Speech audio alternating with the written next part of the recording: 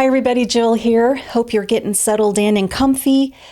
Welcome. I'm going to be giving you a little update on how I've been doing on Zepbound, aka Tirzepatide. That is the non-brand name for Zepbound. It is the compounded version.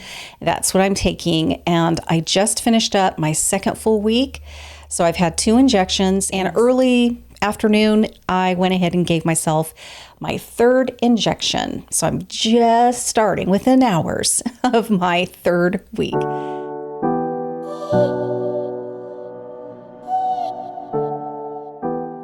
I just gave myself my 3rd injection of Tirzepatide at the 0.2 or 25 units, the beginning dose.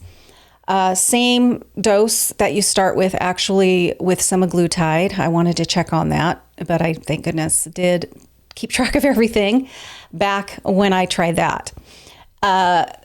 If you want to know sort of what brought me here in all of that sort of backstory, go ahead and check out last week's. It's actually a Get Ready With Me. So if you want to breeze past through the Get Ready With Me, it's a vlog. And I'll even put that vlog actually at the end of this video, and you can click on it and it'll take you there. The other thing that I want to do in this video is let you know how my doctor's appointment went. We had a few things that we wanted to talk about, as well as a couple little things that she had to say about this Tirzepatide or Zepbound. We tried to get me to get accepted through my insurance with specifically Zepbound because that was created for weight loss, but my insurance denied it. Right. So right away, I want to kind of compare. I was only on Semaglutide for probably about 3 months or so, and my financial budget was very different then, and I had to stop because I couldn't afford it even through the compounding. So right off the bat, I'm just gonna let you know that when I was on Semaglutide, I did go up a dose once, just the one time, and I would have stuck there because it really was working very well. Really hard for me to eat because the appetite just went boom as soon as I went up to that next dose. But still, I didn't have nausea. I didn't have constipation. I didn't have, fatigue to speak of. Maybe a little tired after that injection for that day. Maybe the next day, but nothing really. I didn't even have that uncomfortable feeling like my food was just sitting there no matter how little I ate. Didn't have any of that on Semaglutide.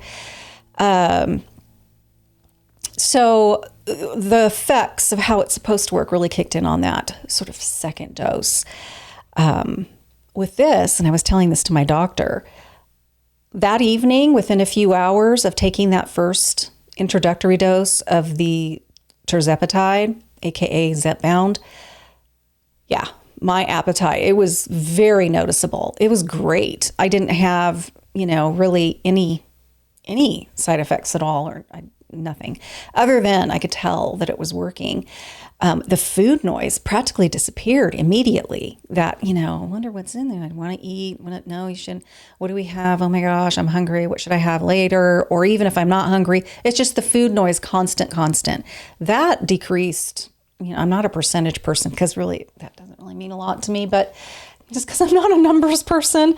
But I want to say it was a good 70% within, by that evening, or even later in the day, because I took it about 10:30 in the morning. So sometime around dinner time, maybe even a little earlier, it really just left. Now I did pregame, and in that video that I talked to you about, the vlog, I really went into detail about what I've learned when I was really looking into Semaglutide and that whole thing about really the pre-gaming could mean all the difference when it comes to experiencing any of these side effects. So I have continued to do that, and I've even added a little something just to make sure this constipation thing, which I have not experienced, but I just want to be sure.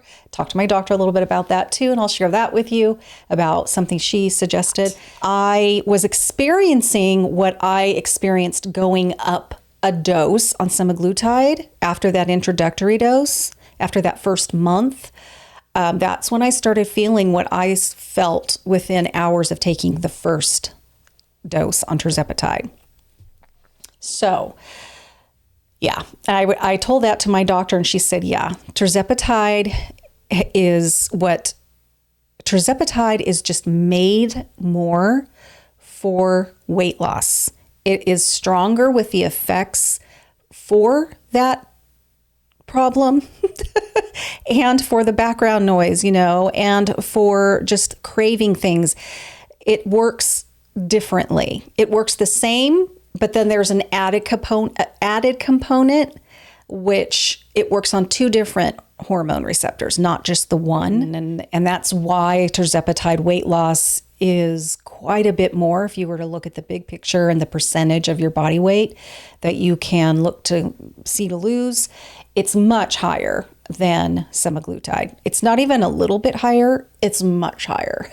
So whereas Ozempic, that Wegovy, that is semaglutide. It's a GLP-1, but it originally, was made really just for diabetes, type 2 diabetes. And they're finding that it works for other things as well. But that's the initial, the scientists were creating this medication for that reason, and how the GLP-1 works with, the whole glucose and the insulin and the pancreas and all of that. Whereas when the scientists created Zepbound or Tirzepatide, that was under the whole thought process of losing weight. So my doctor said that, she said, yes, I will prescribe Tirzepatide for people who that is what they're going on it for. Anyway, so I thought I'd share that with you. and she's right, because wow. So my first shot, other than that, and really struggling to make sure that I get enough calories, that was real, and it continues to be. So what I try to make sure I do is anything I put in my mouth has to have value. Anything that I put in my mouth, since I don't think about food, I can go hours without eating, which isn't good. So anything I do put in my mouth, I want to make sure it's really good quality. It's doing something for me. It has to have protein in it. If it doesn't have a good amount of protein, I'm not going to eat it, because, it's just, I want to make sure I get a really good amount of protein, whatever goes in, whether it's drinking it or whatever.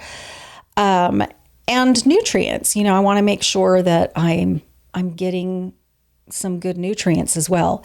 But to make up for what I still may be lacking, I make sure that I'm taking the supplements that I need.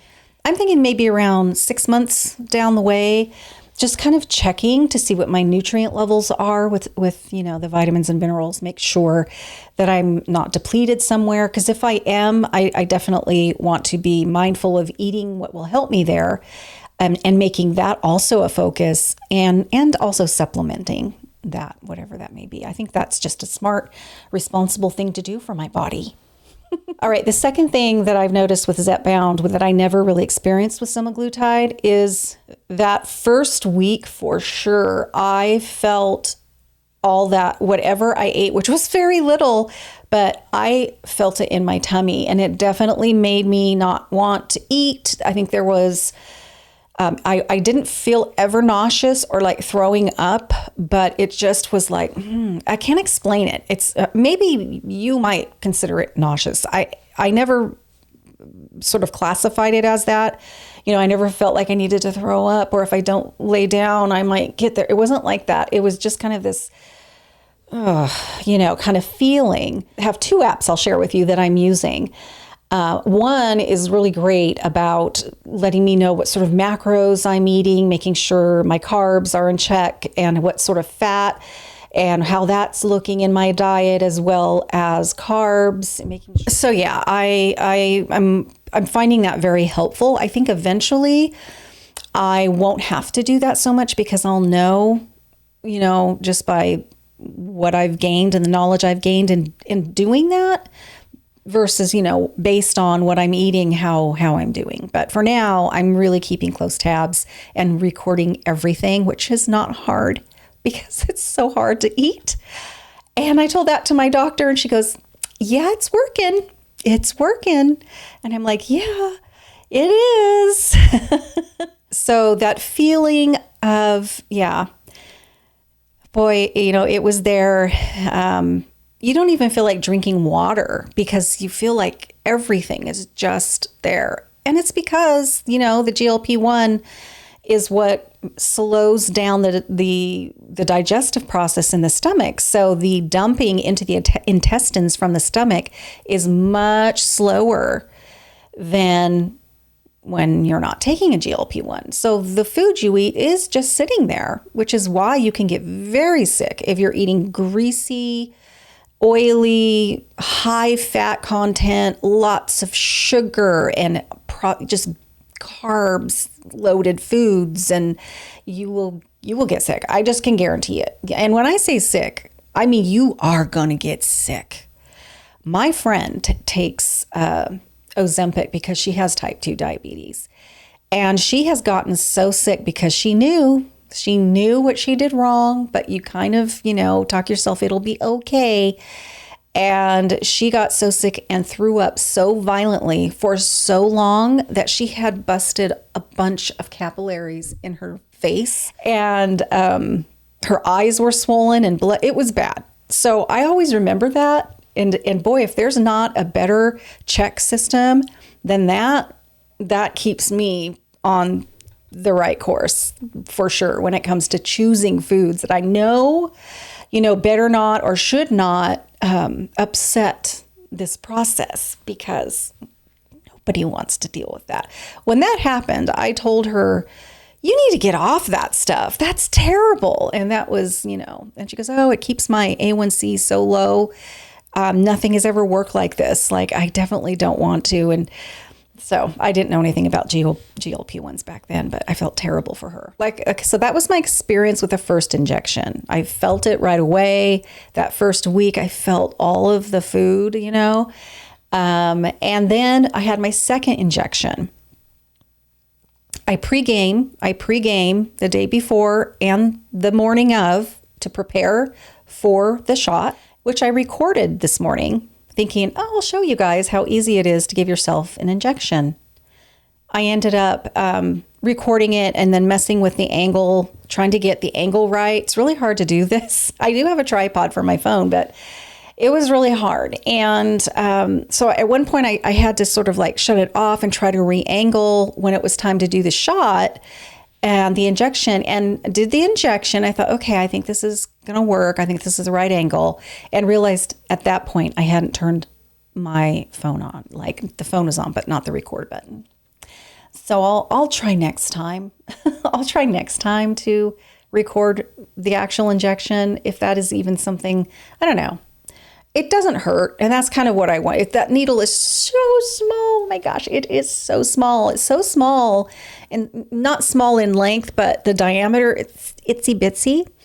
It's so much so that you have to be really careful, like when you put it in the vial to draw it, that you aren't going to bend it, because it's that small. It's easy to bend, and yeah. I know you guys, before I go on, you're going to want to know how much weight I lost in these 2 weeks. There are some people that have a wild amount that they lose in the beginning. And, that's mostly water and possibly not forcing yourself to eat enough. That's my guess. However, I am hoping that I would rather lose slower and be more of an even keel toward the weight loss, rather than just have this burst of loss and then maybe not a lot. And, so still, it's nothing to sneeze at. I lost in 2 weeks, since December 30th, I lost 5.8 pounds. So in 2 weeks, I lost 5.8 pounds. If we round that up to 6, that means I lost 3 pounds a week. I'm not sure technically if it was even keel divided. I'm not sure, and 2 to 3 pounds, I think, is a lot to lose in a week. I think if you're not on a GLP-1, they'd rather you lose 1 to 2 pounds a week, because you don't want to lose too fast. But I want to say between 2 to 3 pounds is very normal on a GLP-1, and still not I don't think dangerously fast. That's something that I could speak, to my doctor. But, it may slow down to 1 or 2. And I'm sure there's going to be a weeks that I plateau. There's no doubt about that. But anyway, I think it's fine. I mean, like I said, there's some people that lose 10 pounds in 2 weeks, and that seems a lot. And I have a smart scale, which I highly recommend, because I find myself really keeping tabs on all of these other metabolic percentages, rather than just, obviously the weight number comes up first and you're like, ooh, and then you start looking at, okay, what percentage of this weight loss is what? Now, smart scales have gotten smarter, and they say that they give you a very good picture, but they're not going to be 100% accurate. Like if you were to get certain tests done with a doctor, however they measure these things through however they do that. But it definitely puts you in a good ballpark. That's what I learned when I was reading about these smart scales. So this smart scale checks, oh my goodness, I would have to count lots of different metabolic avenues. Obviously, it's going to check your BMI. It's going to check your water, your skeletal muscle, as well as a different muscle mark that, what is it called? I can't remember off the top. It's going to check visceral fat. It's going to check lean body mass. It's going to check, oh gosh, there are several different ones. Bone mass. It gives you sort of the age that your body is technically based on those things. So it really gives you a really good metabolic picture. So what I like to do is go back to like December 30th and see, for instance, there are 2 different muscle numbers that you can check, I believe, on this scale. I know at least 2, maybe there's 3. And so I check those, and I have decreased some. I've improved. Oh, it also measures the amount of water and protein that you have. Those have increased. It took forever for my water to increase because I really increased my water, but still I feel like I'm not drinking the amount of water that I should be. So I want to say I shoot for close to 40 ounces a day, maybe 34 to 40 ounces is what I'm averaging. I would like to, get that up a little more. Honestly, though, I'm not a water drinker. I am not a gulper. Too much, like when I know I'm not drinking too much water, but it actually will make me nauseated even if when I'm not on a GLP-1. I don't know what my body's fight is with water.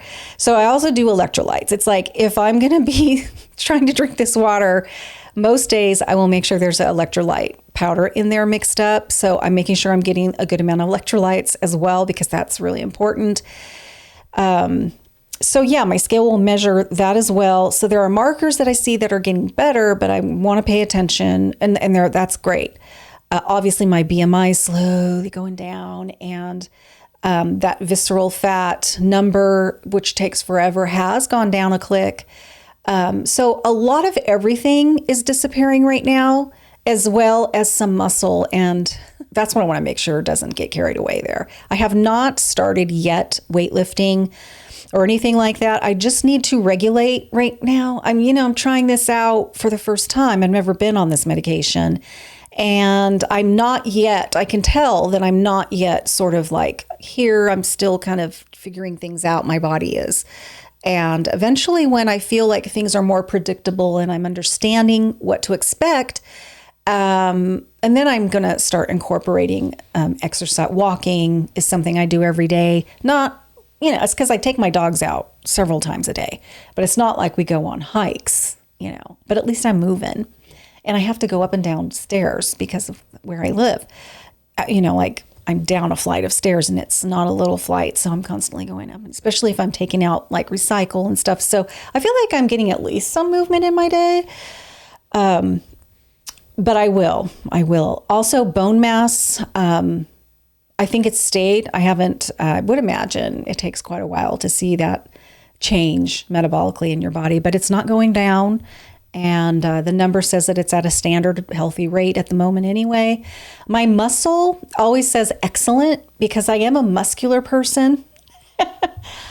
I do have a lot of muscle because I want to say back in the day, I was really into body sculpting, weightlifting.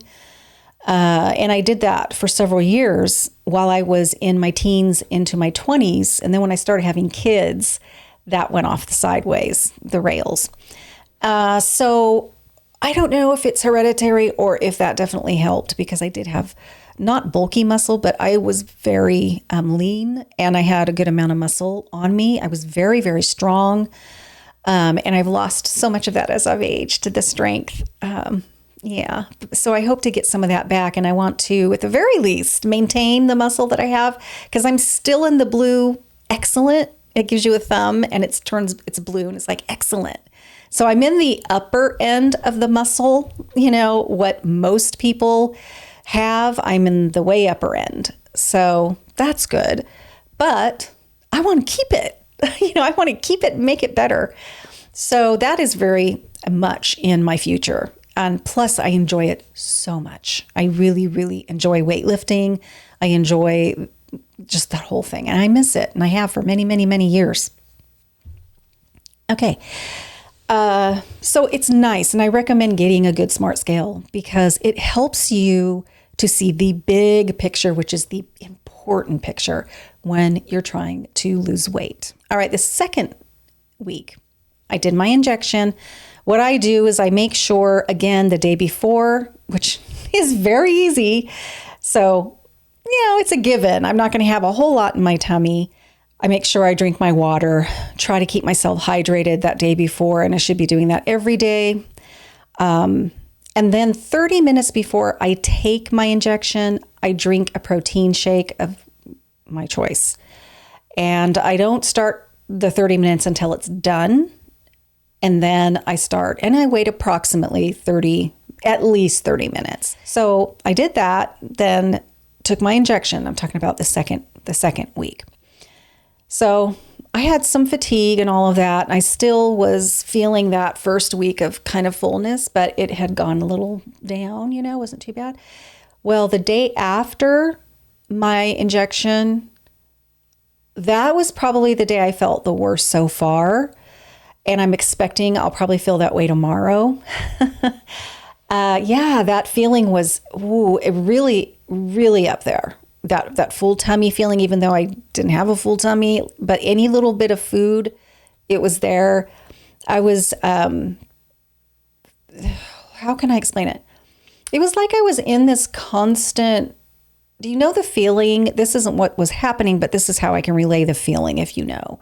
You know the feeling when you feel like your blood sugar's dropped and you need to eat something and you just kind of feel like you're on the verge of not feeling well.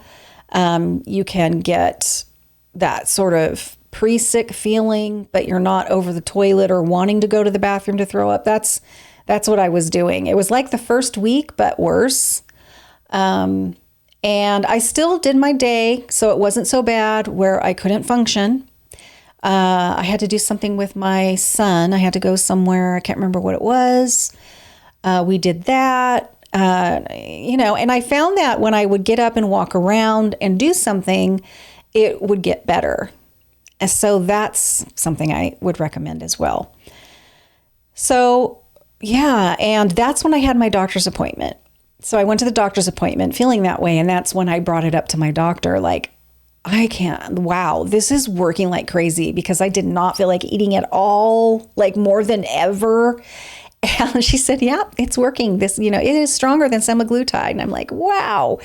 And in my head, I'm thinking, if this is going to be the way it is day after day, this is going to be tough. This is going to be hard to make sure that I eat enough. It wasn't that I was feeling so awful. I can't imagine feeling this way forever. It was more of, how am I going to eat feeling this way? Well, I want to tell you, the second day, it was a completely different game. All of that went away. For the first time since taking it, I felt none of that. I didn't feel that feeling of feeling stuff in my tummy. I felt completely normal. Like before I even started taking Tirzepatide at all. It's like night and day between the 2 days. So, and I felt fine ever since that 24 hours after that shot. It just like wiped me out for that next day. And then the next day it was like nothing ever happened. And I felt better than, I had even that week before. So, the once that day went away and the next day things turned around, I haven't had any appetite, but it hasn't been connected to anything. It's not like that food is just sitting there making me feel a little icky, I'm not nauseated and that makes you not want to eat. No, so there's nothing connected to it other than the medication is working. So we'll see what this third week looks like. Like, what's tomorrow going to be like? So I just want to make sure that I am not eating a lot today, which I haven't been, but I'm just going to take it easy just in case I feel awful tomorrow. I don't want a bunch of food in my stomach. So it's been pretty easy. Honestly, I'm mentioning these things, but they're very slight. The side effects I'm having are very, very slight, really not much to even talk about, but I'm just letting you know, sort of comparing my experience with the semaglutide and also the bits of feelings that I'm having, but they're very slight. They're still very slight. Now, because this is definitely stronger and I can feel it being stronger, I want to be really careful about constipation. So this medication to really sort of pull water out of your system. So you have to be really careful of dehydration. And that's why you need to drink a lot of water when you're on a GLP-1. That's just so important. And if you don't, then you're going to run into digestive issues. You're going to run into constipation is what's going to happen. So that is my huge motivator to force myself to drink that 32, 40 ounces, that I'm averaging at least. And eventually I want to double that, or at least get more into like the 60 ounce number, because then you're going to be mitigating your constipation issue. So I never have had constipation, but when I had gone to see the doctor and I was in the middle of having that kind of challenging week, if you can put it in that category, I was feeling like maybe I was starting to get some backup, like maybe I could see myself feeling like I might be getting constipated. I just want to make sure. I'm not sure what I'm feeling. And I said, is there anything that I can take? Because I am taking magnesium already, and that's something that I pre-gamed like 4 days before, getting in the habit of taking the magnesium. And I take 4 of those in that particular brand and milligrams every night. And like I said, I haven't been constipated yet, but I just felt like, I don't know. So she recommended something I can take very easily and it won't have any complications. I could take it every day if I wanted, is Miralax. And it's a powder. And she said it's tasteless. It dissolves completely. And you can put it in anything. You can just use water. And she said it's not habit forming like many can be. So it's completely safe. So I went ahead and got myself some Miralax from Costco. So it's like 2 big things at Costco. It's not very much. And I have been taking that. Now, I haven't been taking it every day. I want to say it's more every other day. And so far, things are moving just fine. It's like I said, I just want to mitigate things. Even if I wasn't having a problem, why not just help it a little bit? Now, the thing that I have noticed with taking Miralax is there is a little bit of like, when you feel, there's a little bit of cramping right before I had to go to the bathroom. Nothing bad, just like, oh yeah, it's working its thing. And then I went to the bathroom having a little bit of diarrhea. I know this is TMI, but that's what this is for. People go to the hospital with constipation, okay? I don't want to do that. So that's something that I've added. I'm still taking my magnesium. So it's like, well, Jill, maybe that's why you're getting the diarrhea. It's like, it's not so bad right now, If it is, then maybe I'll cut down to half the dose of the magnesium, because magnesium is also great for a lot of other things. And Most of us, have depleted ourselves. We're very low on magnesium, so I'd rather not completely remove that. So that's something I've added though, is the Miralax. I want to say fatigue. I have had some fatigue, more by the way of feeling a little weak. And that doesn't surprise me. I have been averaging, I can't seem to get up to even 1,000 calories a day. I shoot for in the 900s. And so almost every day, except for 2, I did surpass the 1,000 because technically this app that I'm on, it figures out, it uses different markers. And the more you feed it when it comes to information about yourself, and you can even put in blood work and all that, it will determine sort of if you're interested in that calorie deficit number. So it gives you a certain amount of calories that you can shoot for, just in general, so if you're overeating constantly with the amount of calories you're consuming, and then you're like, I'm not losing weight. It's like, well, maybe it's because you're eating too many calories. So mine is putting me at around 1,340 calories, and that will help me to continue to lose a safe 1 to 2 pounds a week. So, well, I haven't been able to get close to that. Yeah, I haven't been able to get close to it. So I've been averaging between 800 to 900, somewhere in there, which isn't a lot. It's crazy because before I was on a GLP-1, oh my gosh, I don't even want to know. The amount of calories I must have been consuming every day would be crazy. I don't get hungry, not even on a GLP-1, until the evening. So I don't like to wait too late to eat, because the worst thing you can do on a GLP-1 is to go to bed with some food in your tummy, because that's not good.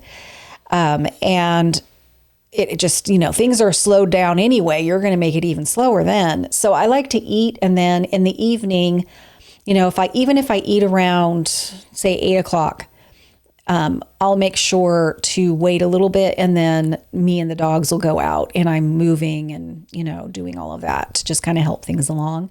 And then we might go out probably one more time before bed. I lost my train of thought, so hopefully I finished it and I didn't leave you hanging. I'll find out when I edit. That happens a lot. Remedy Meds makes you fill out a pre-questionnaire before they go ahead and do another refill for you, but you have to complete your 3rd week. I think they're wondering, like, what is going on with her? Because I got the medication and then I waited about a week because I decided that I didn't want to start it until after Christmas. So, I am about a week behind where they probably are thinking I should be. So I can't fill that out or get it filled yet until I finish up this coming 3rd week. And then you fill out the questionnaire, and, they check things over. And if you want to speak to a professional doctor, nurse, practitioner, PA, whatever, if you have questions, all of that, then you can do that. And then they figure out by your weight loss and how you're doing if you should go up or stay where you are. Well, that leads me, I did ask my personal doctor this question. I said, so this, and plus I went on that day where it was really intense. And I said, yeah, I don't even want to go up. She goes, no, I probably wouldn't go up. I said, no. I said, I know this is just the intro dose, but why would I go up? It's working, and it's still working. I'm not having the sort of side effects I was having that day, but it is still working. So I just want to make sure that on that questionnaire, because I haven't done it yet, that there's a question about that, or even a comment to where you can say, yeah, I don't want to go up a dose. You do draw your own, in your syringe. So I was even thinking, and my doctor said, yeah, you could ask that. You might want to do that if it continues to do this. Because I was thinking I might just draw for my 3rd week. I might just draw 20 instead of, 0.20 rather than 0.25. And she thought that was a good idea. And that's the cool thing about really doing a compounded version, because you have that control. Whereas if they're in the pen, it's that preloaded dose, and you don't get to do that. And it's like, I think the next dose is 0.5. So we're doubling, and you don't double, I don't think, as you go along if you have to go up. But I think that and you know you need to go up if all of this food noise comes back. And if you are finding yourself wanting to eat all the time, which I was nowhere near that, but I could tell yesterday and the day before that in the evening, because that's when I eat and want to eat, it was starting to kind of like, if there was more food in the house, I feel like I could eat, which is fine because I have plenty of calories to play with. But I just could tell the food noise was coming back a little bit. And I was happy about that because, it's like, that's normal. Like when you get to the point when you're right before you're supposed to give yourself an injection, that's the medication's life is kind of coming down a little, and now you're ready to go forward. But yeah, I definitely want to stay at the 0.25. And if there's nothing about that on the questionnaire, I will make an appointment with the doctor to, through Remedy Meds, to suggest that I think I'll be okay at 0.25. Now, if that food noise comes back and I'm having a hard time staying away from food and I'm craving things that aren't good for me and all of that, when I'm on the 0.25, that's an indication, as if it continues to continue to do that I need to go up a dose. And my question at that point would be, is it smart to like go up to 5, or should I just do like 3 or 3.5, or even 4? That'll be my next question, because you can draw what you want, in the vial. Again, I lost 5.8 pounds in 2 weeks. I have weighed heavier. That when I started on the 30th and I gave myself that first injection, I have weighed more than that prior, but I'm counting just when I injected, so that's how much I've lost. So it'll be interesting to see how this 3rd week goes. It'll be interesting to see how I feel tomorrow. And I'm behind right now on my water drinking. So when I get done recording, I'm really going to start drinking the water. That's so important. Plus, it makes you feel better. Something else that I have noticed, which is really important that I tell you, is for some reason when I was on Semaglutide, I couldn't go very long. And I even talked about this in that vlog. I could not go very long without eating. I could tell my sugar would drop, and then I would feel really horrible. And I had to be really careful with that on Semaglutide. So I had to eat something, protein bar, something, every couple hours. It's about the longest I could go. Well, I haven't had that happen, and I go way too long without eating, and I'm surprised. Now, I have definitely gotten to the point where it's like I'm going to have to eat because I'm going to feel like crud, but it was longer than the 2 hours. So I don't know if it's because, again, this is formulated a little differently. There's that other, I'm not sure why it doesn't seem to be playing with my glucose levels so much as the Ozempic Wegovy. I'm not sure, but knock on wood, I haven't had that. That's about the only side effect to speak of that I had on Semaglutide is hypoglycemic incidences. I had to be very, very careful. So I think that's the last thing that I have to tell you about the Tirzepatide experience so far in my first 2 weeks. I think what I'm going to do is the same thing I did this time. I think I'm going to go 2 weeks and check in. So the next time you see me will be that. That way I can let you know how week 3 went. If I still had an awful day after my injection, which will be tomorrow, let's hope not. But I'll let you know how that week goes, this coming up week. And I'll also let you know what my 4th week look like, my full 1 month on Tirzepatide. So I will see you in approximately 2 weeks. Thanks for hanging out with me for a while. Let me know if you've started anything. Some of you have, actually. Some of you even were going to be starting Tirzepatide. But whether you're on a GLP-1 or not, let me know how your health journey is doing and how you're doing down below. Give me a comment. And I will see you guys real soon in my next video.